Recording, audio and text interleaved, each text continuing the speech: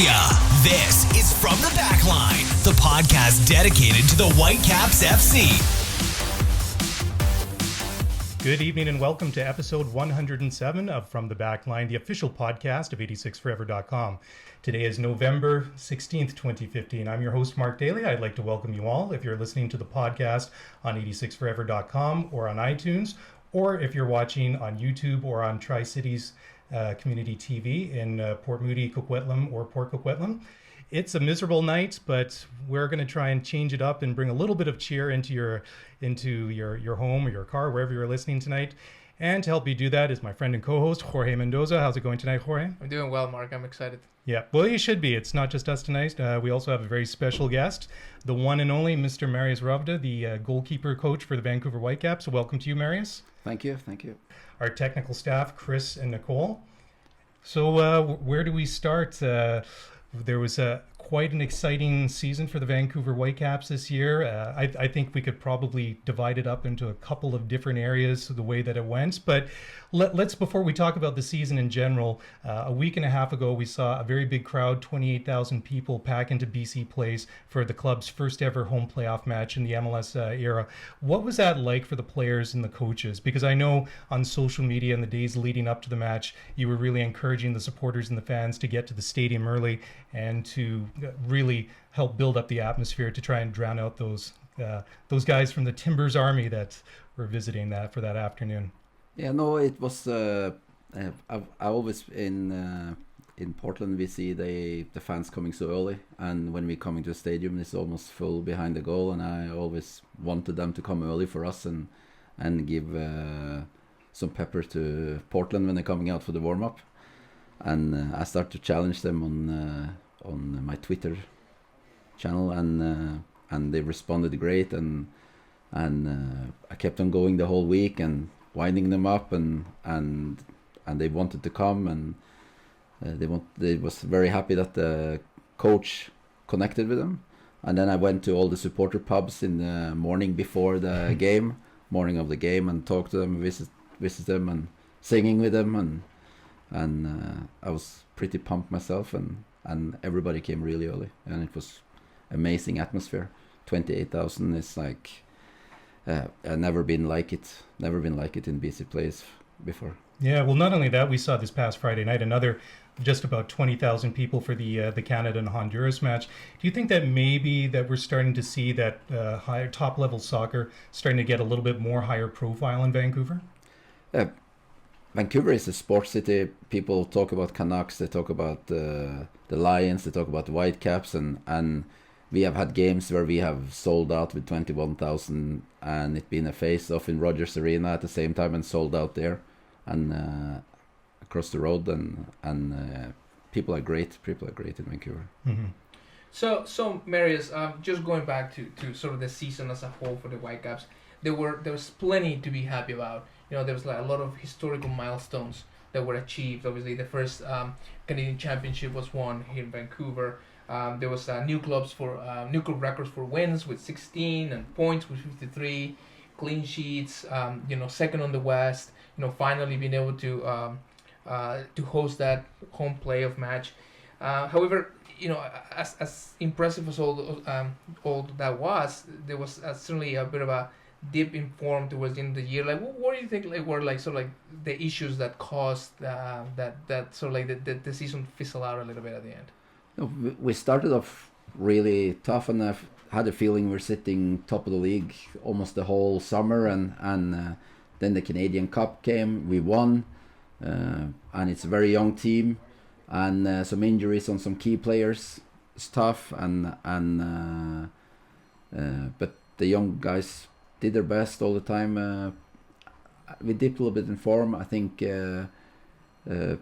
maybe we have to work a little bit more on fitness and the whole thing there. We got tired, I think, the young guys, and I think they got mentally tired as well, and because it's hard to win, and hard to go and win all the time, and you have to build a culture. It's not done over one season, and it takes some time to get that hunger and building that hunger to win every game, and and then we got some good results in the end again, and then I think we got tempted to think like, okay, now we can do it, but I still think we were a little bit in that bad form. Even we beat Houston, I don't think Houston was the best test for us. Took a long time, and David saved us a couple of times early on, and then kind of Houston gave up and went on holiday when it was 20 minutes left of the game. I think we were defensively very good in Portland. You always have to give away some chances in Portland. That will happen. But when we came home, and I still think we were also well in the game against Portland at home, but we kind of lost our offensive weapon. I felt when Kakuta Mane had to leave. His shot in the post went in the goalkeeper's head. It's a bigger chance that the ball go in the goal than the head when you see it again. Like you can't believe how that's possible to head that out again. That should go in goal. And if we have been leading 1-0, we are pretty good to park the bus. And don't concede any goals. So I think it's the young team, not so experienced, and a long season, and we will do better next year. Marius, given all the accomplishments that the team achieved in 2015, and Jorge just mentioned some of them, there is a bit of a sentiment amongst the fans and the supporters as to whether or not that this season was a success, just considering how things ended up in the last month, 6 weeks of the year. Is there a level of expectation amongst the supporters, and is this a good thing? And what are the expectations from the players and the coaches themselves? No, some people went out quite early and said like we could win it, and internally we believed we could win it, but I think it's a little bit unfair to a so young group and go out like as a club and say we are going to win it for these young boys playing. It's quite ballsy to do that. But we went for it, and I think if we have said to the supporters before the season started that we're going to play a home playoff game against Portland, and if you win that game we are through to the conference final, I think 90% would have said like we were stupid. Yeah, well, definitely. I think if you look at it before the beginning of the year, you think like a Voyageurs Cup, best road record in MLS. I mean, you guys were in it in for the Supporter Shield up until only a couple of weeks left in the season, and then the home playoff match. I think if somebody had laid out that scenario maybe in February or January at the beginning of the year, I think we all would have put our hands up and said, "Oh yes, yeah, we'll take that." But I think it's just maybe an indication that we saw how good that the team was when things were going well, when everybody was healthy, when the form was good, and then we saw how good the team could be, and we saw like the 3-0 victory down in Seattle, or that the road trip at the beginning of June when the Women's World Cup was on, and some of those results there. So I think that really gave people an indication of what this team is capable of, and so that kind of leads me to like my next question. How many pieces are missing? Like how many positions need to be addressed? Is the core of the team solid enough? Or is it just maybe a couple of players here or there that just need to be brought in to really take the team that next step and be next year a legitimate contender, not only for the Supporter Shield, but perhaps in touch wood for MLS Cup? Well, it's not much missing. It's what we need is everybody healthy, and when you play with an edge, you will never have everybody healthy. So then you need some pieces to get some more depth in the squad, and you need the young boys to be a year older, more experienced, been through it before, and we need to score more goals, be more greedy. I remember in April and May, we were the ones who were producing most chances in the league, and then we coming September, October, you feel like we didn't produce chances, so or we could at least not score. So it's just that experience, and of course it's always healthy to bring in 2 or 3 guys to get more competition for spots, and so. But we need, of course, we need Pedro Morales to be healthy, and on form like he was the first season, and a player like that, you need him in so many minutes you can. Mm-hmm. And I think that's a very good point that you mentioned, that it is a very young team. I think we've seen that they are that inexperience over the year, and that's why I think you need that balance of young players like Akuda and Octavio Rivero, Nico Mosquita, and then on the other side you need players like Earnshaw and Ka and Mauro Rosales and guys like that to really balance it out. And when things are maybe not going 100% in your favor, that those older, more experienced guys can maybe guide them and just share their experiences, or maybe even just, for a lack of a better word, coach them and guide them through some of those situations. Yeah, and in the dressing room, it was never panic in that streak. Like when I was reading about ourselves, I was like, couldn't believe that we hadn't won on so many games, like, because it didn't feel like that in the daily work and then the training field, and the guys was excellent in training and just struggled to get it all out on the pitch on Saturday.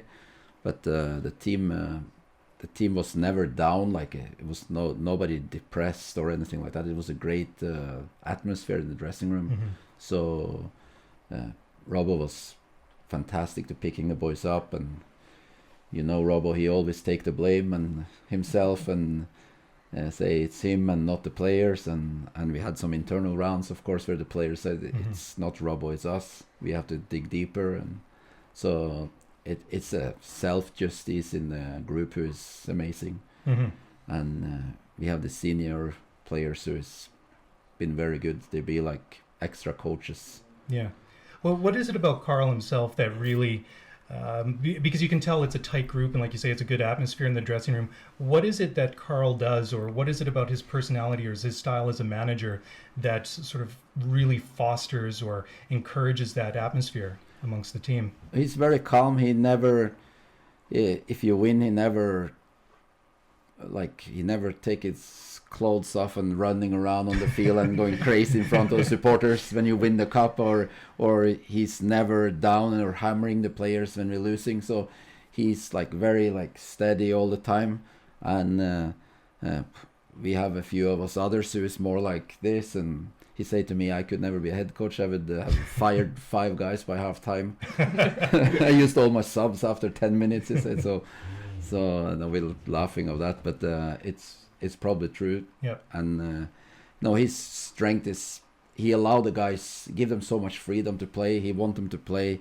He say, if you do a mistake, it's on him, and he just want you to play and enjoy your soccer and really go for it. Mm-hmm. So, Marius, I had the opportunity of chatting with Matthias Lava and Christian Teixeira, and I sort of asked sort of the same question about what is it about this locker room that is so special and such a nice atmosphere, and they put it on the coaching staff, right? And they were talking about Robbo being most of our players' coach, as he's been dubbed, but also about like the freedom that he gives of the locker room itself to regulate itself.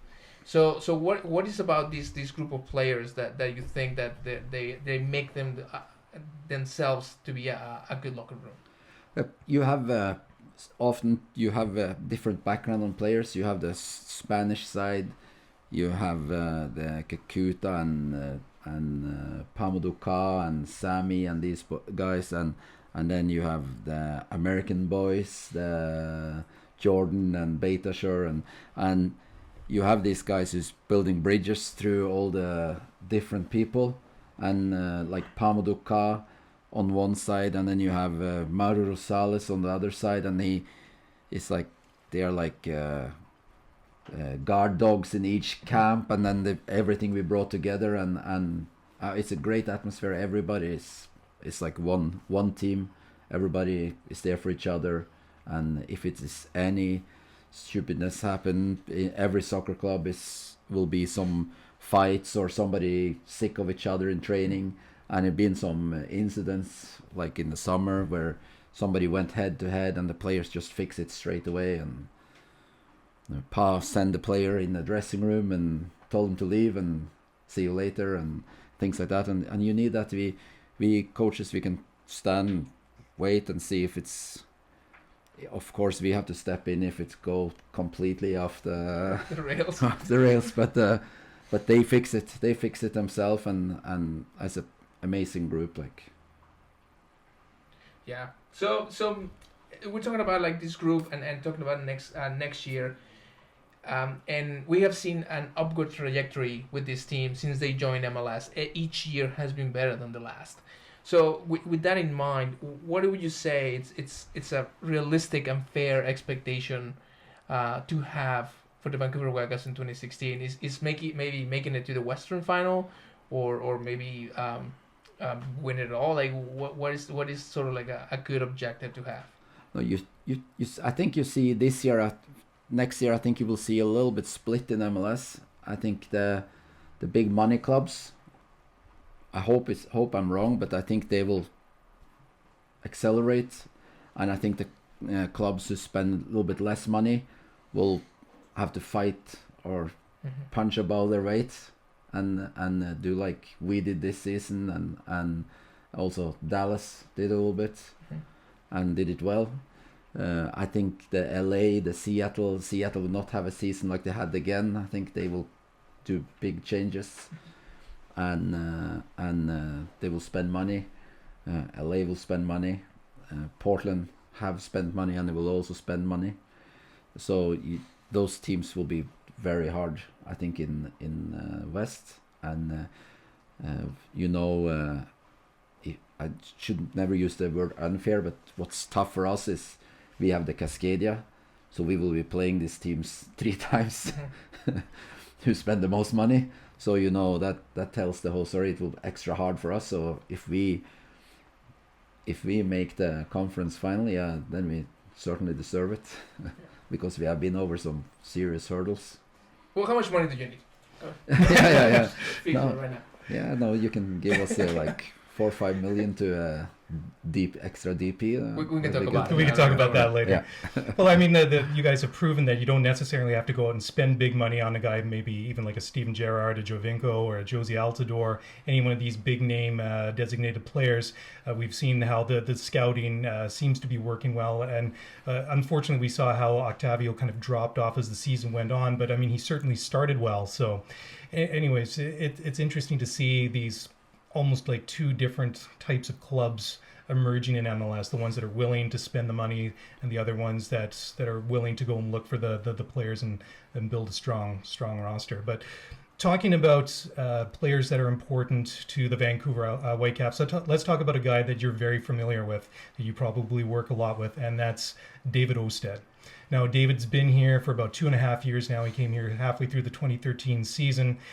When did he first come onto the radar? When were you first aware of him? Without, of course, giving away any of your secret network, but because I know for a lot of us in Supporterland, it was we saw very much like we've seen with other players like Octavio and Pedro, seen some highlight reels and things like that, and Osted was a bit of a surprise when his name sort of first came up. So I was sort of interested to hear the background behind his story. Yeah, I had Joe Cannon and Brad Knighton, and as everybody saw, Joe Cannon, he was limping around the last 2-3 years of his contract, and started to be, if he was a horse, he would have been put down probably. But he did well and kept him fit, and in December, before David came, the year before, I started to work to find a replacement of the goalkeeper, and I started to look in Scandinavia, and I saw Randers, a small club, kept some clean sheets against the Giants there with FC Copenhagen and Brøndby and Aalborg, and I was thinking they must have something special. I started to look at their goalkeeper, and I liked him. I think he could be a little bit tougher. He wasn't a Schmeichel, but he had many qualities I liked. And then I did a lot of research. My roommate when I played in Premier League in Norway for HamKam, the captain of the team, Peter Sørensen, he was a manager for AGF Aarhus in the Super League in Denmark. Mm-hmm. And I called him, asked him about David, and he said he's a good goalkeeper. He still have a lot to learn, but he's a good goalkeeper, he said, and he's an even better person, he said.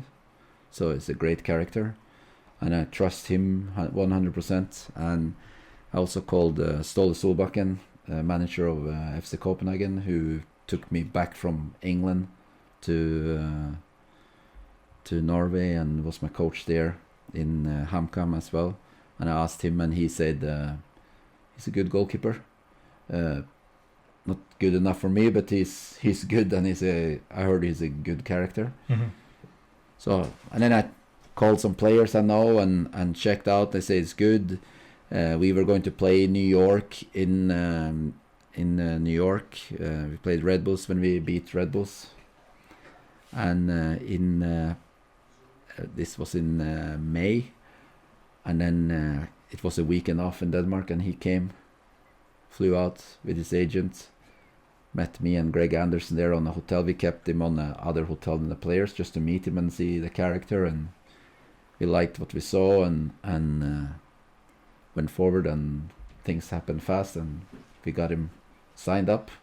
His contract was running out, and luckily we got him. And then he came in June and wasn't ready to play till 1st of July.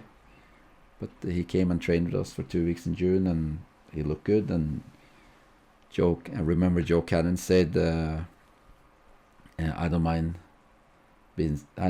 sitting on the bench for a good goalkeeper like David.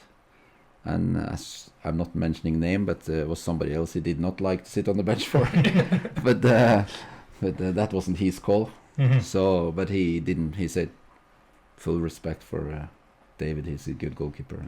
Yeah, because I think that was all about the time when I think that you guys got the first home victory against the Seattle Sounders, and Brad was the goalkeeper in that match. And I think shortly thereafter is when there was the match down in Portland, is when David made his debut for the club. And he's never really looked back.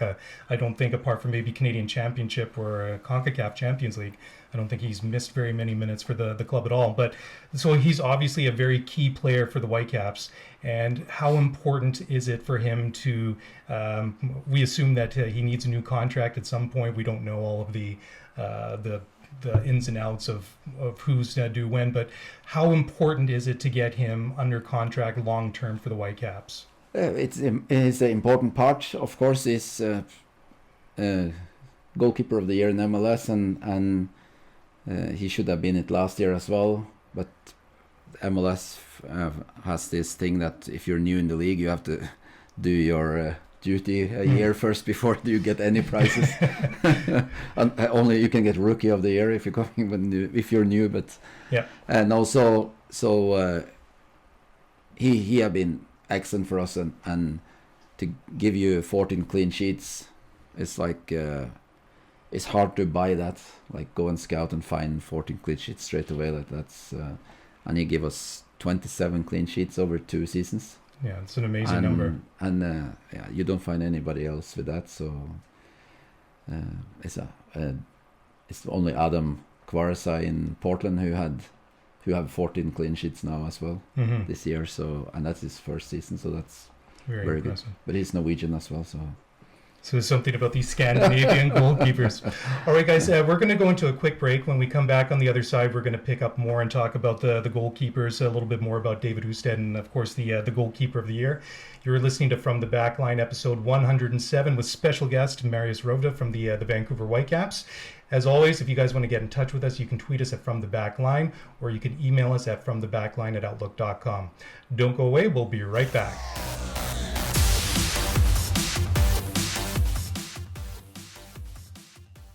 Welcome back to episode 107 of From the Backline. So we continue chatting with Marius Rovda. Thank you for coming out, Marius, again. So, Marius, we have been talking about David Ousted and how important it is for the team. However, you have been able to put together a very solid group of goalkeepers. And obviously, at this particular point in time, we have been talking about David and how important he is for this team. And everyone else is sort of behind him, right? And one of the keepers that come to mind is Paulo Tornaghi. He's been labeled as a fantastic team player, someone who is always enthusiastic, despite the limited minutes that he's had. I mean, we have seen him over at WFC2, for a few matches. Obviously, he was at the Canadian Championship feature there, as well as a little bit in the CCL. So I guess my question is, how do you keep a professional like that motivated week in and week out, despite those limited minutes and realistically an expectation of getting minutes seem a little low?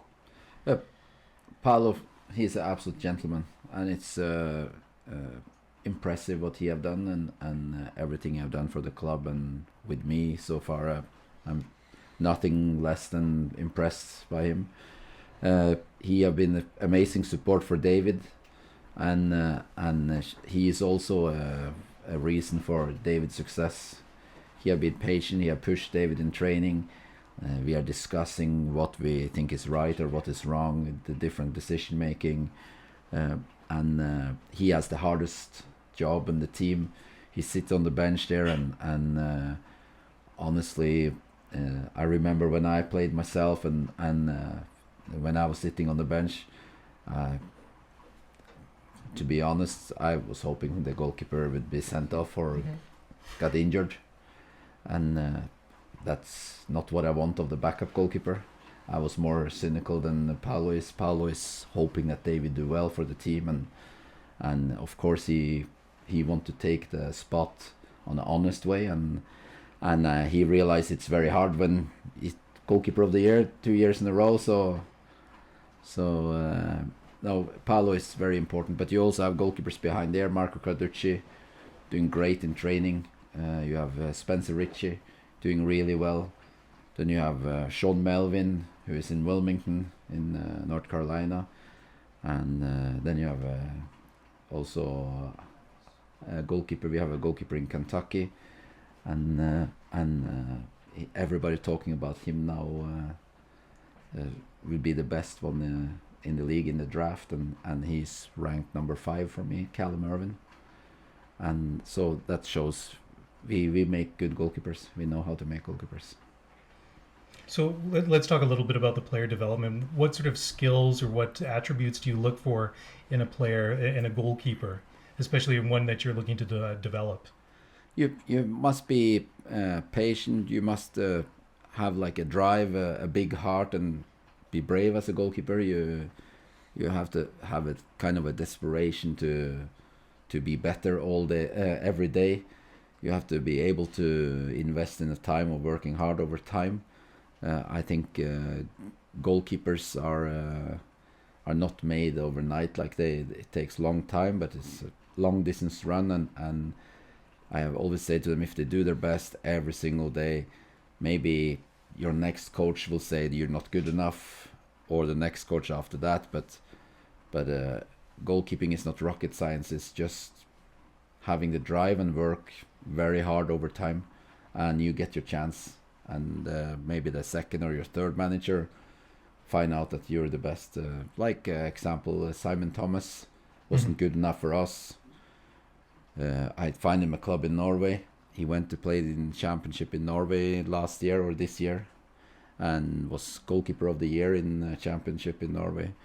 Now he got a 3-year deal with a Premier League club in Norway, Bodø/Glimt, and he's probably the only goalkeeper in the Canadian squad who is a starter for his team, and he's the one who's playing at the highest level of them as well. So I will be very surprised if he's not the future starter for Canada for the next coming years. And he's you see, when a goalkeeper go out and play 30-40 games, first team games, they're coming back with a completely different confidence, and now he have been training with us last week, and he looked fantastic in training, looked so confident and looked like a much better goalkeeper. And Paolo, if he go and get his games, get a string of 30-40 games, like, he will look the same. He will look fantastic again. And goalkeepers, you can train and be as good as you want on small-sided games and 5v5s and all these things, but you need to play competitive games regularly to take the last step. Yeah, that makes a lot of sense. What about like some of the other guys? You mentioned Marco Carducci and Spencer Ritchie. How much of an opportunity do you get to work with like some of the younger guys that aren't necessarily with the first team, like your WFC2 players and maybe even some of the younger guys that are in the academy? Do you get a chance to work with them at all? Yeah, I always want to have 4 goalkeepers in training. So I make sure to have David, especially it's meaningful trainings we have, then I have 4. So I have David, Paolo, Marco and Spencer in first team training all week. Normally when you're coming to Friday training, last training before a game, I maybe go down to have only 2 or 3 goalkeepers because that is more quiet training, and then it maybe makes sense to get a more quality training for the goalkeeper at the USL, or they do both. So trying to balance them and see them all the time. I also trying to go up and see the U18, U16 goalkeepers once a week and do a session with them and chase them a little bit and get them a little bit out of their comfort zone. And now next week now I will be going a couple of days and do the pre-residency, the U14s, and train them a couple of days as well and have a look there and see how it's growing and try to give them something more, some new information. Yeah, a little bit extra motivation. Yeah. But like a guy like Marco, who's like in his late teens or early 20s, what sort of trajectory is he on to be come through say the USL team towards the MLS? Like, what is the arc for a player of his age and his experience? Experience is the repetitions for me. I don't say experience is the age. You have an experienced goalkeeper who is 30 years old but have never played games, and then you have experienced one who is 20 and played tons of games. So he is a guy who play games in USL, done well, but he's a long-term project. I have said to him when he signed the first team contract last year, I said, if you are a starter within 4 years for me, it's fantastic. Then you have like maybe 18 years left as a starter in MLS, I said. So you can have a great career. 18 years as a starter doesn't sound very bad at all, does it? So if you're thinking about, I want to be a starter next year, or if you, of course he should think like that. They try to get the job, but he shouldn't be disappointed. He should just work harder, and if you make a starter within 4 years, then as I said, you maybe have 18, 20 years left of your career, and it's a pretty long career. Yeah, I think many of us would be happy with that, regardless if you're a professional footballer or any other regular job. Yeah. So Marius, let's switch gear a little bit and let's just talk about you for now. Oh yeah. So you obviously from Trondheim, Yeah. Norway, and you started your career playing in Rosenborg before you went to do your military service, and then you went on to play in England and Wales. So why don't you just talk about a little bit like your career as a player, maybe a little bit especially on Norway, and how sort of like how different it is to what we're able to see here. It's different, and not only because it was Norway, but also the time. Like back, I think I grew up a period where you had when the top athlete program was put into place, and so I played halfway in that top athlete, and then I played half in that almost this party culture with the football players, where they went out 3 times a week and partying and running around doing things they shouldn't do. And then suddenly overnight it was like training double sessions every day and crazy fitness level and training at the Olympic Top Athlete Center and testing with VO2 max and strength lifting and all these things. So suddenly we became like a hybrid between football players and cross-country skiers. So it's interesting. I remember when I'm comparing now with see the kids playing here in Canada, where they say you can't train some places or play without a physiotherapist being there, or you see 12-year-old boys leaving the club chiropractor and physiotherapist with ice bags all over the place and after games, and I think I was 25 till I saw an ice bag on my body, and I think I needed it myself. But it's I think we are a little bit soft with them, and we grew up differently. We were playing football out in the streets all the time. We brought some extra pair of shoes and put up to small goals in the street and playing, and here you don't see much kids playing in the street normally without a parent or following the kid like 2 yards behind and scared somebody's going to steal the kid, and I'm sorry that it become like that, but it shouldn't be like that. And I think if we're thinking like that, it will be like that as well. We have to be a little bit more relaxed and have a little bit trust in our neighbors and people. And I know kids are our most precious thing, but we have to give the kids some more freedom to play and fall down from fences and trees and do the things we did when we were kids. Yeah. And we turn out fine. Mostly, for the most part. Yeah. So Marius, for you as a player, you know, we were talking about earlier about Peter Schmeichel and you know, the images that I get in my head, you know, is, you know, him being like larger than life and loud, and Mark and I have discussed that maybe it's a Norwegian thing, you know. I think about you know, Scandinavian goalkeepers, and you know, think about Jimmy Nilsson and even David Uste when he came to the Whitecaps. What kind of goalkeeper were you? Were you sort of like in that same vein? Like explosive kind of side? I was crazy. I was more crazy. I was louder, and I interfered with the crowd and did crazy things. I was not a very good shot stopper. That was not my strength. I was good 1v1. I was brave. I was very good on crossballs, and I had great feet, like delivery and distance and these things. But shot stopping was not my thing. I wasn't a very good goalkeeper. It took a long time till I felt I became a goalkeeper. I think when I was 30 years old, I remember once I was thinking like, I'm a goalkeeper. Like before I thought I was a goalkeeper. Now I am a goalkeeper, because I could come for crossballs. I could call them early. I loved going for crossballs, and I think I was 30 before I actually was really good. And before that I played, and it was many who was much better than me, but it was not so many who wanted it so much as me. So I think I trained much harder than the rest and had more like a desperation to have a career. So I had a different hunger than most of other people, and I did never play in Premier League in England or like this glam life, but I was like a workhorse and played some games in Scotland, great games, played against Rangers and played against Celtic, and big games like that when Rangers and Celtic was big teams. I remember we played a semi-final at Hampden, in the opening of Hampden, New Hampden, 55,000 crowds. Wow. We played against Rangers. They had Kanchelskis and Amoruso and Arthur Newman and Van Bronckhorst and Klaus in goal, and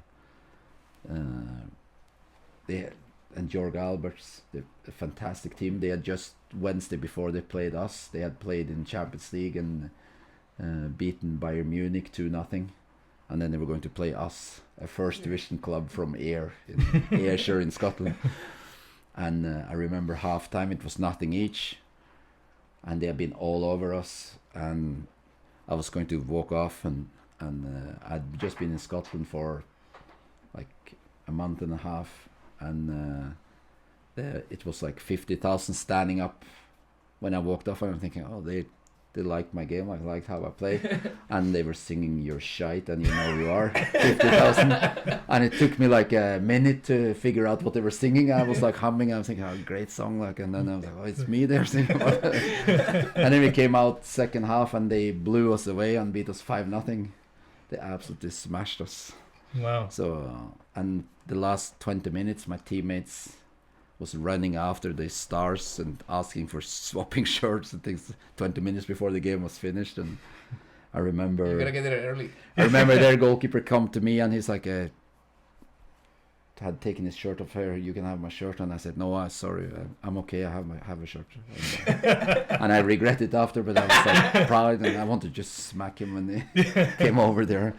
But yeah, after that, I see he just wanted to be nice, and he looked at me as probably just a kid, and I couldn't take it. Well, you can have my shirt at the end of the podcast. Yeah. Oh, was it clean? And obviously the crown jewel is, after playing there, just to come to Coquitlam and chat with us here. Definitely has to be. Yeah, it's great. It's great. This is one of the most crowded studios I've been in. It's fantastic. Well, I think I told you before we sat down to record this, it's usually just the three of us, Jorge, myself, and Chris. So to have all the cameras and have all the other crew in here and yourself is kind of really pushing things. We had to rearrange the furniture, my wife and I, last night, just to make sure we could fit everybody in here. But I think we've almost succeeded. But it's great. It's great. It's fantastic, and I'm almost your neighbor, so I can come up every week. That's awesome. We'll give you a key. So Marius, when you retired in 2006, what led up to the decision to become a coach? And did you find it easy, or what was the transition actually like to go from a player as a coach? Was it easy as you thought, or was it difficult? First, I had 2 more years left from my contract in Premier League in Norway, and from HamKam, and my manager in Norway, he got the job as a manager in FC Copenhagen, Ståle Solbakken. And then the guy who took over the head coach job was a former goalkeeper, Frode Grodås. He was a goalkeeper for Chelsea, and he also played in Bundesliga. And me and him, we were like not best friends from earlier. And when he came, I was thinking, this is not going well. Like, I was thinking, he's rubbish. He's not a good coach, and he don't know what he's doing. So this is going south. And also at the same time, I got offered a job as a sales director for BMW in Norway, and that position was in Trondheim and close to my family. And I had 2 kids and my wife, and my kids were born in Scotland, and they're Scottish. They have Norwegian passports, and I was thinking maybe now this is the time to move home and be with the family. I went out working for BMW for 2 years and enjoyed it. But I had to shave every day and have my suit on and sit in meeting rooms with the boring middle-aged Germans who was going to tell me what direction the cars should point in the sales area and things. So when I had done that for 2 years, I was more than ready to go out and start coaching again. I went to Toronto and did a goalkeeper clinic there, and I signed up, or it was like 70 goalkeepers signing up for the clinic, and I was thinking, I can't coach 70 goalkeepers myself, so I made like a coaches clinic an hour and a half before, and it signed up like 40 coaches for that. So I used the coaches, and I said, okay, what we learned the first 1.5 hours you're going to use for the kids. So I got all these guys to coach the kids with what I teach them first, and so it worked out well. The technical director, my friend David Thorburn, who's a technical director for Whitby Iroquois, who's a club in Toronto with 7,000 players, he said, you can make a living of this, you should move over here, and I get you a job here, and you do this. And I said, yeah, I would like to do this. And then at the same time also Evan Pelleru wanted me to work in Trinidad with the Trinidad Tobago national team, and so I kind of did both, and commuting every 2 weeks to Trinidad, 2 weeks in Toronto, 2 weeks in Trinidad, and did that for a while. It was great, and then I went back to, and then Jack Warner got busted for corruption and things in FIFA, and he could not pay any salaries and things, and then I needed a new job, and then Vancouver came up. And that's so far that's worked out Pretty good. We're starting to come to the last couple of minutes of the show, so there's obviously a lot more we can talk about maybe at some day in the future, but I'd be remiss if I didn't dive into the mailbag and at least go over a couple of questions and tweets that we got from some of the other supporters out there. So there's a couple here, and Paul Savin Herzog at Sub Hedgehog, he wants to know lutefisk, rockfisk, or pickled herring. Oh, that's rockfisk. Must be rockfisk. Yeah. Yeah, is that a thing? Because in Holland, and I'm Dutch, is like you have a certain time of year when you get the nieuwe haring, and they have like the little wagons on the side of the street where they go and people just sit there and eat it. Is that like a thing too in Norway? No, the rockfisk is actually disgusting, but it's kind of nice as well. It's something a fish you put in, you keep it in salt and sugar together. Oh, okay. And you're laying, and it's basically almost like a kind of a rotten fish almost. And it smells like rotten fish, and it tastes nice. And you drink it, and you have a drink with it. It's called akkevitt, who is like a potato vodka, really strong. And you drink it with that, and you have these parties where you go and eat rakfisk and drink akkevitt. And everybody get terrible sick after. But they do it every year. Yeah, well, that's the one thing about like Dutch culture I never understood was eating the raw herring. You just go and see people on the side of the road all standing around and eating them like that. And it's the one thing about our culture I could never really get with. Jorge, did you have any? I do. So we have another question, Marius, from Dennis Fenn, at Dennis Fenn on Twitter. So it says, who would win in a penalty kick shootout between Marius Rovd and David Ousted? Oh, that's the easy one. I would beat him. Yeah. Because that will be like boring. I will just smash it in the corner every time, and he will get bored after one or two, so he's trying to chip me or something silly, and I will read him easy. Because he have a bad poker face, so he's starting to almost to laugh before he's going to kick it. I know he's up to something. So I beat him easy. Seems like you have given a thought of that. Yeah. We have already had like a couple on each other, and yeah, I will beat him easy. I can tell him where I shoot, and I still score there. Oh, I love that. I love that, like the security that he's like how confident he is. So just before we wrap it up, Marius, David is in the running for the MLS Goalkeeper of the Year with Bill Hamid and Robles from New York Red Bulls. Does he have a legit shot to win it this year, do you think? Yeah, I think so. He should have won it last year as well, but I think MLS, the kind of people around the clubs woke up when he suddenly saved 2 penalties against New York, and then suddenly he was a different goalkeeper after. People are like, wow, what a good goalkeeper. So he's still the same as he was before he saved the 2 penalties, but that kind of was an eye-opener for people, and then they started to follow him, and then he have done well after as well, of course, but he was very good before as well. Well, let's hope that he does it. Well, Marius, it's been an absolute pleasure. Thank you for spending the time with us this evening, and we'll have to do it again sometime. We should, and thank you for having me. It's our pleasure. And guys, if you want to follow Marius on Twitter, it's at Marius Rovde, Rovde. And if you want to follow us on Twitter, we're at From the Backline. And of course, you can check us out at FromTheBackline.com or 86forever.com. That is it for us. We will see you guys this time next week.